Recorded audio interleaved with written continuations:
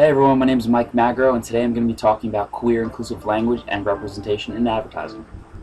First, I want to start off with some background info regarding this topic. Firstly, the word queer. This term has a complex history that includes being used as a hurtful or derogatory word by bullies or bigoted people, but more recently, however, the term is being taken back by the community in an all-inclusive umbrella term similar to the abbreviation LGBTQIA or LGBT or LGBT+.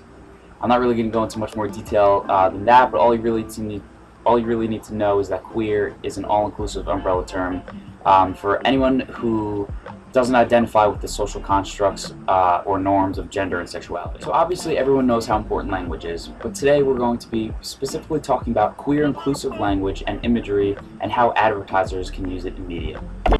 Over the past years, queer people have definitely had more visibility in the media. A major reason for that is that advertisers are realizing what a huge market they can sell to, and that it's becoming less taboo to do so.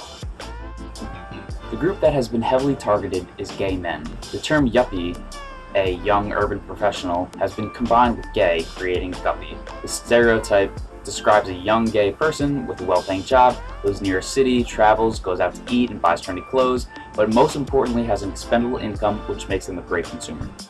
One of the first queer inclusive commercials aired on TV was a 1994 IKEA commercial. A gay couple in their 30s are shopping for a kitchen table.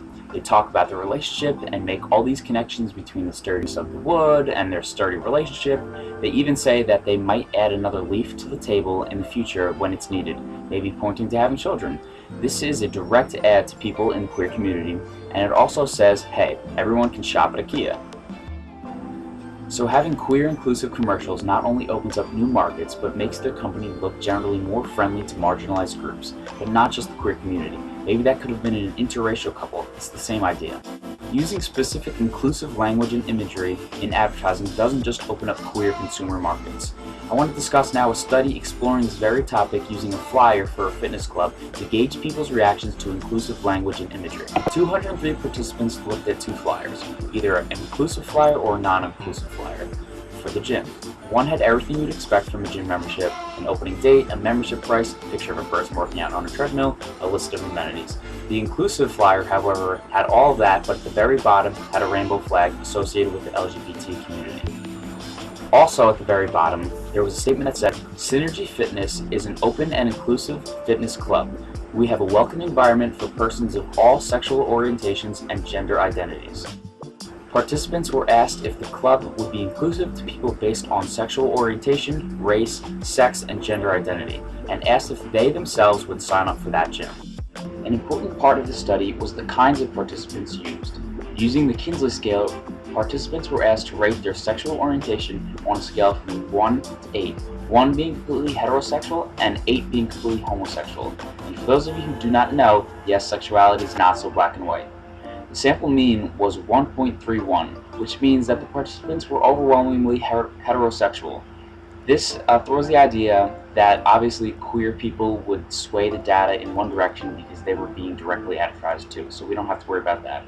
Another important thing was that they were rated on a scale from 1 to 8 for social dominance orientation, which I'm going to abbreviate SDO, which is the degree in which individuals desire and support group-based hierarchy and the domination of inferior groups by superior groups.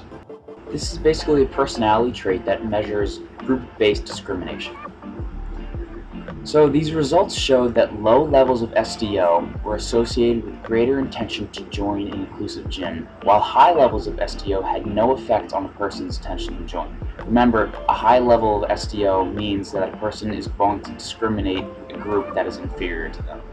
To further clarify, it was the women who scored low on the SDO scale that were more likely to join an inclusive gym, whereas on the other hand, the men and the women who scored high on SDO showed no difference when asked if they would join the gym. This goes to show that companies who use inclusive language, especially that of the queer community, can only benefit from doing so. They were not going to scare away their heterosexual consumers. So I hope you learned a little bit about queer representation and inclusive language that is used in advertising and how people respond to it. So thanks for watching.